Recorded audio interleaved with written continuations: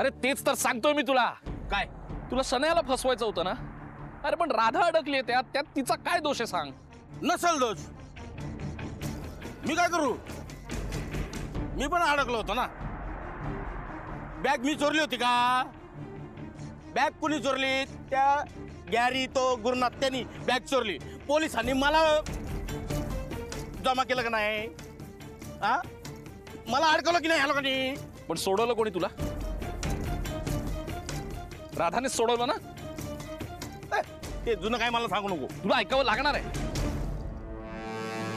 तुझ्या या अशा वागण्यामुळे ना राधिका फसली जाते हे कळतंय का तुला? राधिकाने जो गुन्हाच केला नाही त्याच्याबद्दल शिक्षा मिळणार आहे तिला कोर्टात. तू हे सगळं कशासाठी केलंस? शनयाला फसवायला हा ट्रॅप रचलास ना? अरे पण राधा अडकते हे कळत कसं नाहीये तुला? आणि या सगळ्यामुळे काय होणार आहे माहितीये? त्या कंपनीची मालकीण शनया होणार आहे.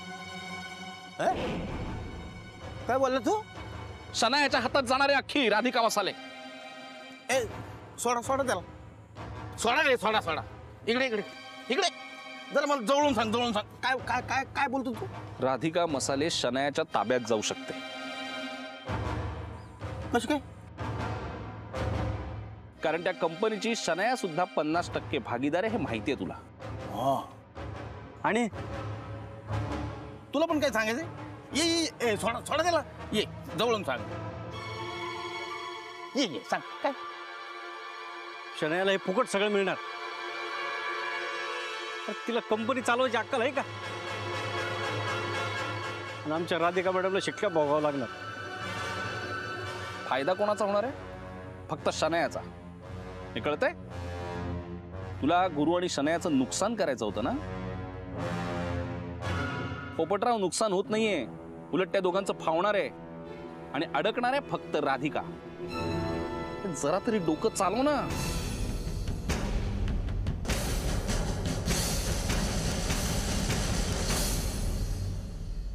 महाजनी, तुम्ही राधिका सुभेदार यांना केव्हापासून ओळखता? बऱ्याच वर्षांपासून. न्यायाधीश महाराज, मी स्पष्ट आणि परखडपणे बोलणारा माणूस. सुरुवातीला राधिकाचं मला पटायचं नाही. का? कारण मी तिचा पुरता स्वभाव जाणून घेतलेला नव्हता. मी लोकांवर चिडायचो, ओरडायचो, पण तो माझ्या स्वभावाचा भाग असेल.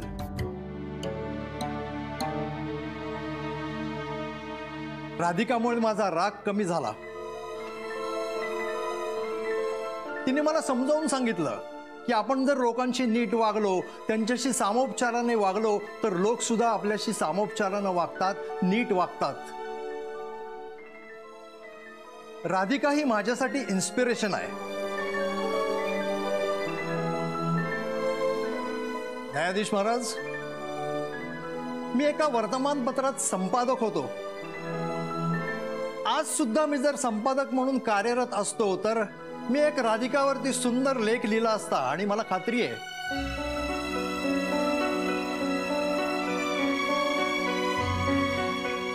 तो लेख वाचून घराघरात अनेक राधिका तयार झाल्या असत्या.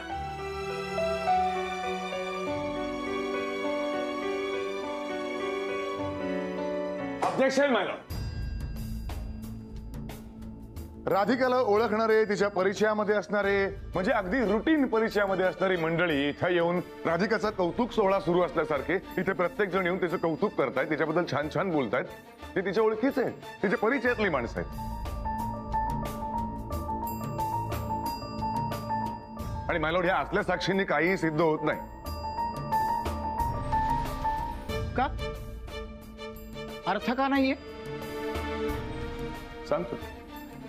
उद्या मला जर का गुन्हेगार म्हणून कोर्टात उभं राहावं लागलं आणि माझ्या परिचयातली माणसं, माझी मित्रमंडळी साक्ष द्यायला आली तर मिलॉर्ड माझ्याबद्दल ते चांगलंच बोलणार आहेत. इथे येऊन जितके लोक बोलून जात आहेत हे सगळे राधिकाच्या परिचयातले आहेत, रोजच्या व्यवहारातले आहेत. ते केव्हाही चांगलंच बोलणार मिलॉर्ड तिच्याबद्दल. पण यामुळे हे सिद्ध होत नाही ना की राधिकाने गुन्हा केलेला नाहीये. बाबा शांत. तू मध्ये एक शब्द बोलायचा नाही. कळलं तुला? अहो बाबा, मी कुठे काय म्हणतो, मी तिला गप्पच करतोय ना. तू जरा थांबतोस का? ते ऑलरेडी टेन्शन मध्ये आहेत. असू दे ना मग टेन्शन मध्ये. आता कळलं ना दुसऱ्याशी वाईट वागलं की कसं असतं. मला नको नको ते बोलला होतात आणि मला शिक्षा देण्याचं ट्राय करत होतात. पण तसं होणार नाही ऑरेंज अंकल.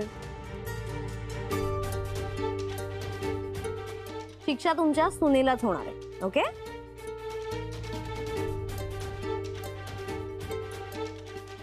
तू जातेस का? हे बाई, मी ना हात जोडतो तुझ्या समोर. हो तर पाया पडतो, पण जा इकडनं. झाला तेवढा त्रास पुरे. आता अजून नको त्रास दिवसा मला. गुरु सर, तुम्ही तरी घेऊन जा ना हिला. शनाया चल ना प्लीज. किती निर्लज्ज आहे ही. इतकं सगळं होतंय तरी थांबतच नाही. जाऊ दे रेवती, लक्ष नको देऊ. जाऊ दे काय? आणि जाऊ दे म्हटलं की हिला बरंच आहे. शनाया प्लीज, आता कोर्टामध्ये उगीच इश्यू नको व्हायला. चल तू प्लीज. काय चल चल चल. बघतोस ना किती हेटेड आहे या लोकांना आपल्यासाठी. सो जेलिस. पण आता काहीच उपयोग नाहीये, कारण गॅरी अथर्वची कस्टडी तर तुला मिळणार आहे.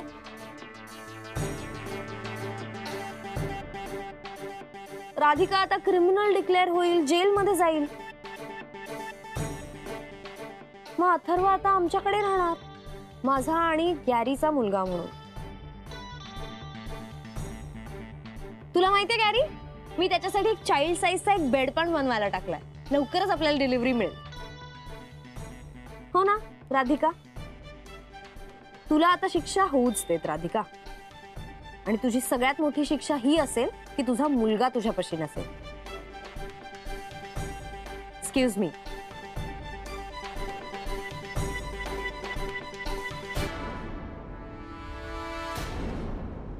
ए, तू मला काय पण सांगू नको रे. मी तुझं अजिबात ऐकणार नाही. आणि तू जे काय सांगतोस ना, परत परत परत तेच सांगतोस, त्याचा माझ्यावर काय पण परिणाम होणार नाही. म्हणजे एका निष्पाप व्यक्तीला गुन्हेगार ठरवून तिला शिक्षा दिली जाते, हे चालणार आहे तुला? तू मला असं ते ह्याच्यात असं गुंतवणूक करू नको ना, भावनेच्या ह्याच्यामध्ये गुंतवणूक करू नको. मी काही विचार करू शकत नाही, काही होणार नाही. अरे एकदा त्या सोन्याच्या जाळ्यात मी अडकलो होतो की नाही. आता मला परत कुठल्याच ह्याच्यात अडकायचं नाहीये बस. अरे ते सोन्यामुळं पैसा गेला सगळा. जे मला पाहिजे होतं ते काही झालंच नाही. आणि सगळं काही नको आता, मला काही करायचं नाही. आणि हे बघा, तिला मला अडकायचं होतं, त्या गॅरीला आणि त्या सोन्याला अडकायचं होतं. बस मी काम केलं. आता त्याच्यामध्ये ती राधिकाबाई मासलेवाली अडकली. आता मी काय करू त्याला? कारण कसं असं म्हण आहे, सुक्याबरोबर कधी कधी ओलं पण चढतं. त्याला काय करणार आपण? खूप चुकीचं वागतोयस तू पोपटराव. अडकवायचं होतं ना शनायाला. नाही, पण राधा अडकते हे अजूनही कसं कळत नाही, मला कळतच नाही. आणि या सगळ्यामुळे काय होणार आहे? शनाया कंपनीची मालकीण होणार आहे आणि कंपनी बंद पडणार आहे. आणि एकदा कंपनी बंद झाली की काय होणार आहे? हे सगळे रघुसारखे जे गोरगरीब लोक आहेत ना, ते सगळे बेकार होणार. त्यांच्या घरात चूलही पेटणार नाही. हे चालणार आहे तुला? नाही विचार. आपण एकदा काम केलं की काम केलं, मग नंतर आपण कसाच विचार करत नाही. अरे पण परिणामांचा तर विचार कर ना. सगळ्या गरीब लोकांच्या घरात चूल पेटणार नाही, हे चालणार आहे तुला? आणि राधाना बरोबर उलट करते, हे पण नाही कळत आहे तुला. राधाने काय केलं?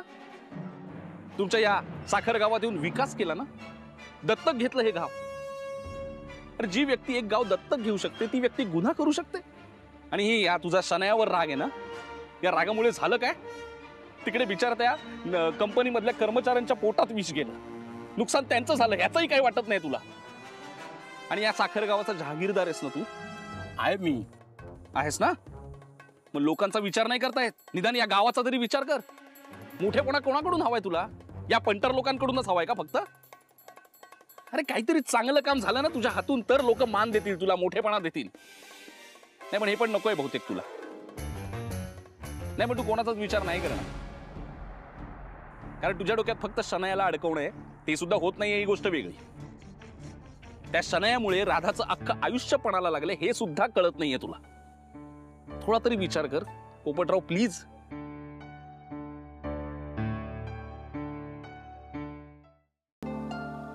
आज खूप जण इथे माझ्यासाठी आले. त्या सगळ्यांना असं वाटतंय की मी निर्दोष आहे. किती वेळ झालाय आपण मगापासून सगळं तेच ऐकतोय. हे सगळं घुमून फिरवून ऐकून हे काय सिद्ध करू पाहताय? ऍडव्होकेट पराडकर, तुम्ही मध्ये मध्ये बोलू नका, त्यांना बोलू दे. सॉरी. नाही नाही नाही, मला काही सिद्ध करायचं नाहीये यातनं. मला फक्त इतकंच म्हणायचंय की या सगळ्यांचा माझ्यावरती विश्वास आहे. या सगळ्यांना वाटतं की मी असं चुकीचं वागूच शकत नाही. मी निर्दोष आहे हे मला सिद्ध नाही करता येते. पुराव्या अभावी तुम्ही मला जेलमध्ये पाठवू शकता, पण यांच्या मनात मी जो विश्वास कमवलाय ना तो मात्र कोणीच पुसू शकत नाही. आज हे सगळे जण माझ्यासाठी इथे आलेत, त्यामुळे माझं मन भरून आलंय. या लोकांसाठी मला खूप वाटतं म्हणून जज साहेब, मला एक विनंती करायची. माझ्या कंपनीवरती अनेक लोकांची पोटं अवलंबून आहेत, अनेक लोकांचे रोजगार अवलंबून आहेत.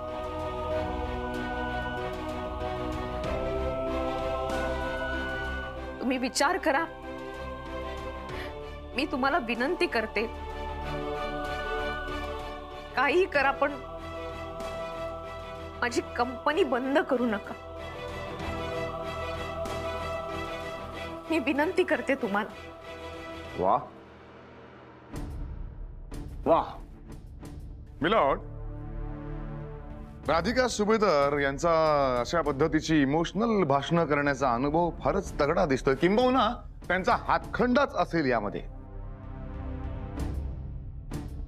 म्हणूनच त्याचा इतकं निर्वाणीचं बोलल्या. पण मिलॉर्ड, हे असले इमोशनल बोलण्याने काही होत नाही, कारण कोर्टाचा कारभार चालतो तो पुरावे आणि साक्षींच्या आधारावर, आणि मग त्या सगळ्या गोष्टी न्यायदेवतेच्या तराजूत तोलल्या जातात. मिलॉर्ड, त्यांच्या कारमध्ये सापडलेली ती विषाची बाटली आणि ऑफिसमध्ये सापडलेली ती रिसीट हे दोन महत्वाचे दुवे ध्यानात ठेवावे, आणि ते ध्यानात ठेवूनच कोर्टाने योग्य तो न्याय द्यावा अशी मी कोर्टाला विनंती करतो.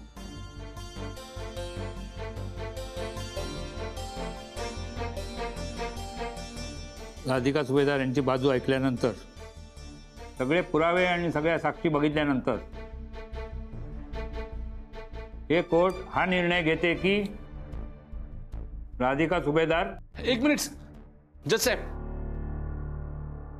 सॉरी जज साहेब, मला हक्क नाही असा येण्याचा, पण तुम्ही कुठलाही निर्णय देण्याच्या आधी मला एक विनंती करायची होती तुम्हाला.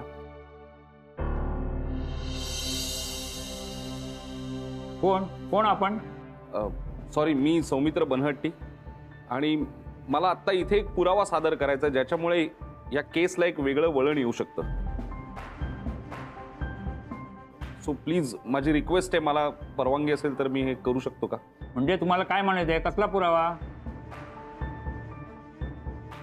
पुरावा म्हणजे जज साहेब, ती एक व्यक्ती आहे आणि ती व्यक्ती काय ते खरं इथे येऊन सांगू शकते, आणि तिच्या खरं बोलण्यामुळे राधा निर्दोष हे सिद्ध होऊ शकतं. सो प्लीज माझी रिक्वेस्ट आहे की मला जर तुम्ही त्याला बोलवायची परवानगी दिली तर खरंच खूप बरं होईल. प्लीज सर, माझी ऑब्जेक्शन युअर ऑनर. मुळात अशी कोणी व्यक्ती नाहीये आणि आपल्याला त्या संदर्भातली कुठलीही आगाऊ कल्पना देण्यात आलेली नाहीये, तेव्हा इथे आता कुणी येणार नाहीये. एक मिनिट माय लॉर्ड, सत्याची बाजू घेतली पाहिजे हे तर कोर्टच सांगतं ना. माझी कोर्टाला नम्र विनंती आहे की त्यांचं म्हणणं कोर्टानं ऐकून घ्यावं. हो, कोण आहे ती व्यक्ती? थँक्यू जज साहेब. रघु,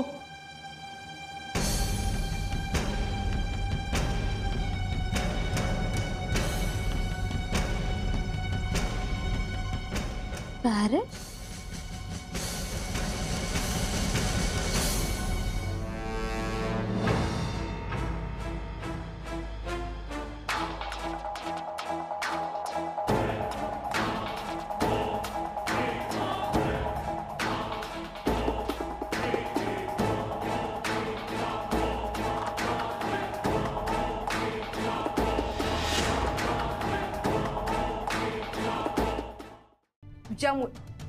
तुमच्या दोघांमुळे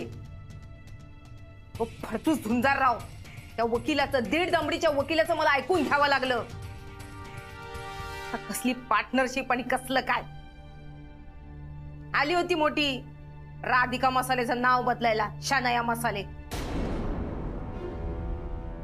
आता मसालाच काय, तुला सदा पाटण वरवंटा पण नाही भेटणार. एक मिनिट, मी जरा बोलू का? काय बोलणार तुम्ही? हा नाही नाही, आता काय बोलणार तुम्ही? जेव्हा बोलायचं होतं तेव्हा तोंडात मूग घेऊन गप्प राहिलात. नाही, तुम्ही वेळेवर बोलला असतात ना तर त्या पोपटरावची एंट्रीच झाली नसती. अहो, पोपटराव आला नंतर, पण त्याच्या आधीपासून मी तुम्हाला विचारतच होतो ना की राधिकाचा जर याच्यामध्ये काहीच दोष नाहीये तर आपण तिला का अडकवायचा प्रयत्न करतोय? ती जर निर्दोष आहे तर ती कशी काय अडकेल ना या सगळ्यामध्ये? वा, ऐकले का साधू बाबांचे थोर विचार? मग इतके दिवस काय आम्ही दोघे टाइमपास करत होतो की काय? हे असले तुझ्या नवऱ्याचे विचार. म्हणून केस हरलोय आपण. नाही ते काय नाही. पण मॅडम ऐका ना माझं. तुमच्या दोघांच्या नादाला लागले ना मी, ती माझी चूक झाली. तुमच्या दोघांच्या पायी माझा वेळ आणि पैसा फुकट गेलाय, बरबाद झाले मी. शनया आणि गुरुनाथ, परत आयुष्यात कधी मला तुमचे थोबाड दाखवू नका. आता माझ्या इतकी वाईट बाई दुसरी कोण नसेल. मॅडम गॅरी यार, मला नाही बोलायचं याच्यावर, प्लीज.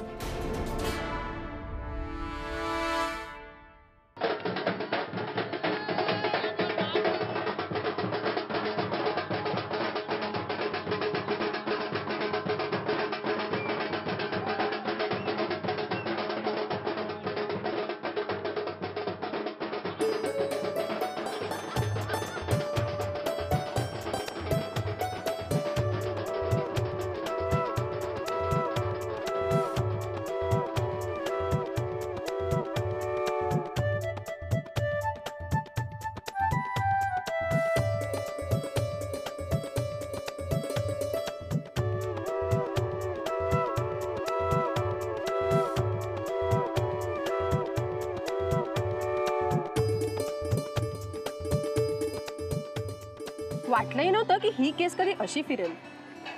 आम्हाला तुमचं बोलणं ऐकायचं. हो, बोलते. सगळ्यात आधी मी परमेश्वराचे आभार मानेन. या परमेश्वरामुळेच आज एवढ्या मोठ्या केसमधनं माझी निर्दोष मुक्तता झाली. बऱ्याचदा असं होतं की आपल्याला देवाचं अस्तित्व कुठे दिसत नाही. देव कुठे आहे, कसा आहे, आपण कोणी बघितलं नाहीये. पण आज तुम्हा सगळ्यांच्या रूपानं मला देवाचं अस्तित्व जाणवलंय. खरंच तुम्ही सगळेजण माझ्या पाठीशी उभे राहिलात. तुम्हा सगळ्यांचं ऋण कसं फेडू मला कळत नाहीये. तुम्हा सगळ्यांचा नेहमीच आधार राहिलाय. असेच माझ्या पाठीशी उभे राहा आणि असेच आशीर्वाद कायम असू दे. धन्यवाद. अजून काही प्रश्न विचारायचे? नाही मॅडम. रेवती मॅडम, आम्ही निघतो.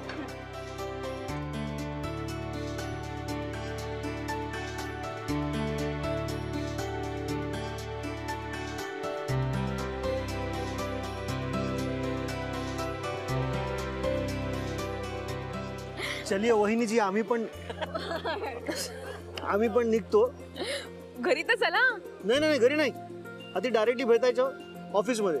चल चल चल पटकन चल चल.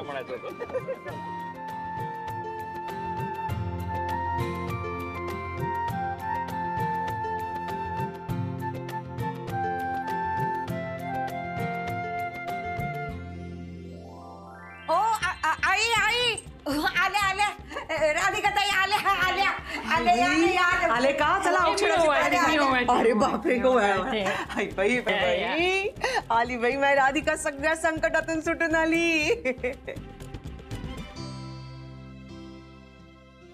वा वा वा या या पितृष्ट काढते थांब. होय होय होय. बस सौमित्र.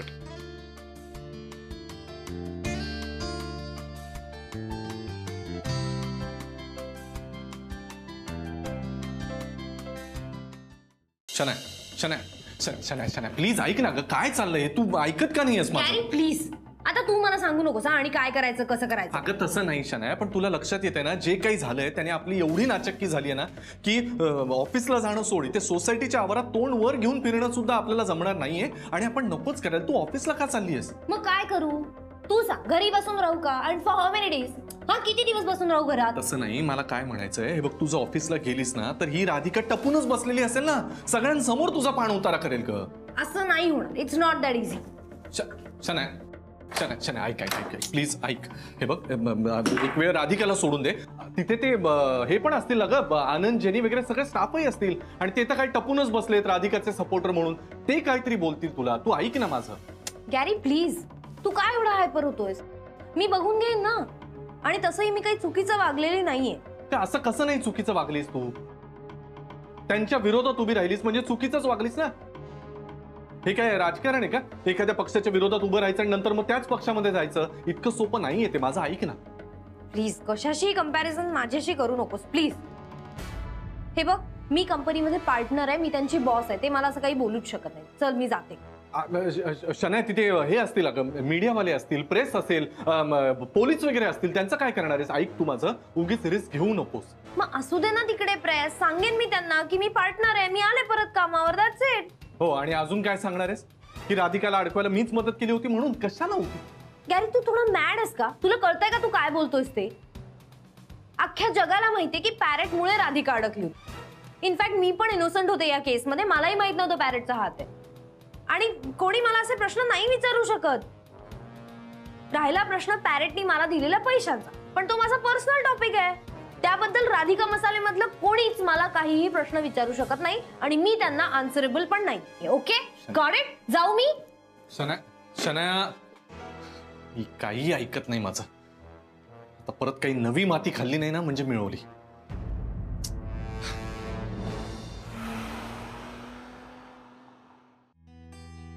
किती छान वाटतं.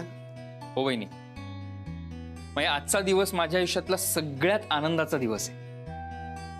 आजचा दिवस मी ऑलवेज लक्षात ठेवेन. तुमच्या सगळ्यांच्या चेहऱ्यावर आज इतका आनंद आहे ना.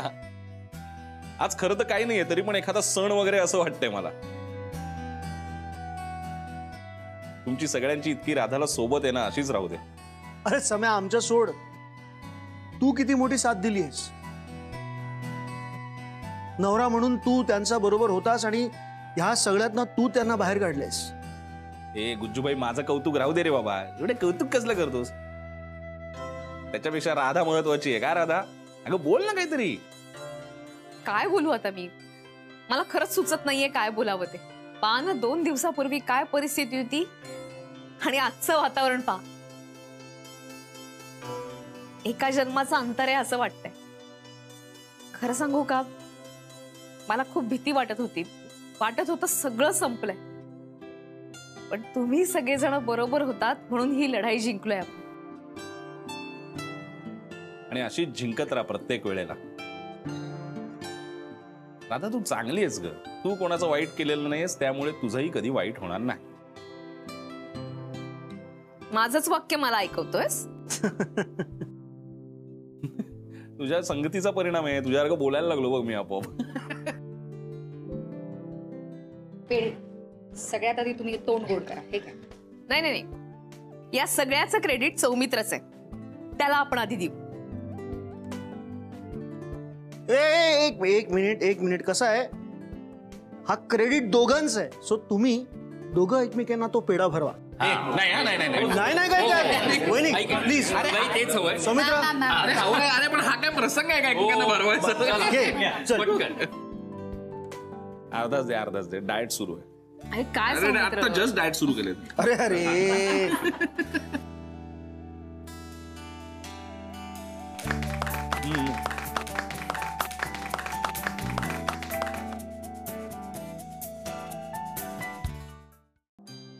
का बरं ही कशी वाटते?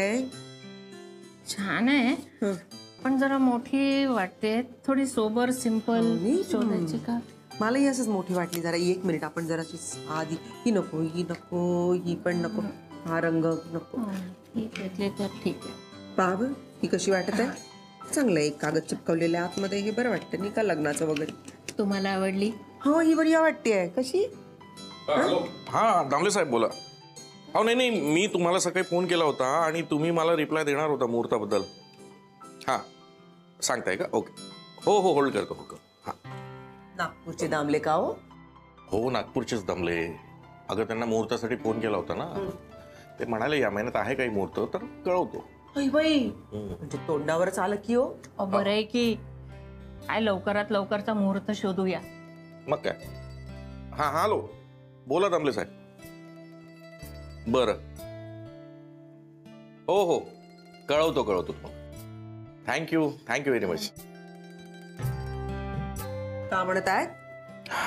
अगं ते म्हणतायत की या महिन्यात 3 मुहूर्त आहेत. त्याची डिटेल पाठवतो म्हणाले. पण त्यानंतर ते हेही म्हणाले की या महिन्यानंतर 6 महिन्यापर्यंत लग्नाचा मुहूर्त नाहीये. 6 महिने? नाही एवढा उशीर नको. हो ना. आपण एक काम करूया ना. या महिन्यामध्ये काका मुहूर्त आहे. तारखा एकदा का मिळाल्या की मग ठरवूया आपण. मुहूर्त तर पाहू दे त्यांना. आणि एकदा आपण सौमित्र आणि राधिकाला विचारून घेऊ. ते ठीक आहे पण मुहूर्त या महिन्यातलाच बघितलेला बरा. हो मग काय. बरं मी का म्हणते बघा हे डिझाईन जे आहे ना ते बाईंनी पसंत केलंय. मलाही पसंत आहे. तुम्हाला कसं वाटते पहा बरं. वा उत्तम.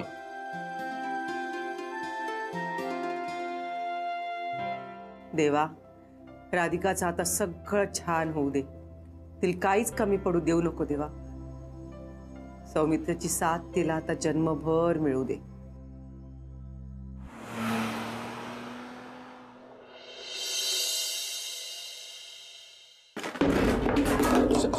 राधिकाला सोडणार नाही कधीच. ये अगं तू शांत हो ना. काय झालं एवढं? ती परत काही बोलली का? तुझा काही अपमान वगैरे केला का? See look at your face. इतका आनंद होतोय तुला हे बोलताना. एक्सपेक्टेड होतं ना तुला हेच? नाही आनंद कशाला होईल शनाया. मी आशयाने बोलतोय की बघ नेमकं मी जे म्हणालो तेच घडलं की काय म्हणून विचारतोय. तू चिडचिड काय करतेस माझ्या? हे बघ ज्याच्यावर वेळ येते ना त्यालाच कळतं. तुला नाही कळणार. हो मला नाही कळणार. शनाया माझ्यापेक्षा जास्त हे चांगलं कुणालाही कळू शकत नाही. माझा जेवढा अपमान झालाय त्या कंपनीत तेवढा कुणाचाही नाही झालेला. फरक एवढाच आहे की मी ज्या काही चुका केल्या ना त्याच्यातनं मी शिकलो आणि तू शिकली नाही. काही फरक बिरक नाहीये कळलं ना. आणि सारखं स्वतःचं कौतुक सांगायची गरज नाही. मी ऑलरेडी इतकी फ्राईड आहे. ओके तू शांत बस बरं. बस बरं शांत बस. किती चिडचिड करशील? काय सगळं फेकून ठेवलंस ते. मला आता सविस्तर सांग काय झालं. एकदम निवांत सविस्तर सांग काय झालं. काय होणार आहे? राधिकाने एकदम मला केबिन मध्ये बोलवलं जी माझी केबिन आहे. बरं मग पुढे काय झालं? पुढे काय होणार? तिने फायर केलं मला. डायरेक्ट फायर केलं म्हणजे एवढंच? What do you mean by एवढंच? तिने मला सांगितलं राधिका मसाल्याची परत मी पायरी चढू शकत नाही. माझा त्या कंपनीशी काही संबंध नाही. आणि तू म्हणत एवढे. पण मी तिला असं सोडणार नाहीये गॅरी. मी इतक्यात हारच मानणार नाही. तू हसू नकोस. I am sorry I didn't mean to. मला तसं मला आलं ग. हे बघ पण शनाया काय करू यार. मी हसू नको तर काय करू. तरी मी तुला सांगत होतो तू त्या राधिकाच्या नादाला लागू नकोस. पण नाही तू ऐकतच नव्हतीस. आणि आता राधिका मसालेमधून सुद्धा काढून टाकलं ना. मग मी जे म्हणत होतो तेच झालं की नाही? नाही हे बघ इतकं इझी नाहीये ते कळलं ना. मी पार्टनर आहे अजून राधिका मसालेमध्ये. आणि राजवाडे आणि महाडिक पण माझ्या सोबत आहेत. काय उपयोग आहे त्या राजवाडे आणि महाडिकांचा? तू माझं ऐक. मी ठीक आहे फाईन. मी तुझं ऐकते. आणि मग काय करूया आपण दोघं? इथेच बसून राहूया. तूही काही करू नकोस मी काही करत नाही. दोघे टीव्ही बघून पोट भरू. हा आणि मग ते तिथे जे पैसे इन्व्हेस्ट केलेत ना ते कसे परत मिळवायचे? प्लस त्या राजवाडे आणि महाडिकडनं पार्टीसाठी पैसे घेऊन ठेवले ते कसे परत करणार आहे? मी सांग ना सांग. मला काय विचारतेस शनाया? हे बघ हे सगळं तू मला न विचारता केलंय. ओके त्यामुळे तुझं तू निस्तर. फक्त एक गोष्ट लक्षात ठेव. आता राधिका मसालेमध्ये परत तुला एंट्री नाहीये हे डोक्यात ठेव आणि मग पुढे जा. मस्त छान खूप छान सपोर्ट करतोस तू मला. या आधी तर कधी केला नाहीस. नुसता घाबरूनच राहा कायम. कधीही मला सपोर्ट करू नकोस. इनफॅक्ट मीच तुला सपोर्ट करते कायम आयुष्यभर. ते काही नाही गॅरी. तुला मला सपोर्ट करावाच लागेल. मी आत्ताच्या आत्ता महाडिक आणि राजवाड्याला भेटायला जाणार आहे. तू माझ्यावर यायचंय. कशाला चाललीस त्यांना भेटायला आता? कन्व्हिन्स करायला त्यांना. काहीतरी सोल्युशन द्या प्लीज असं म्हणायला. म्हणजे परत चुका. शनाया, तुला लक्षात येते का परत परत तू त्याच चुका करतेस? बस नाही गॅरी, तू रॉंग आहेस, कळलं ना? हे बघ Gary, I am telling you, या वेळेला तू मला सपोर्ट कर, नाहीतर मी तुझ्या बरोबर राहणारच नाही. शनाया, अगं तू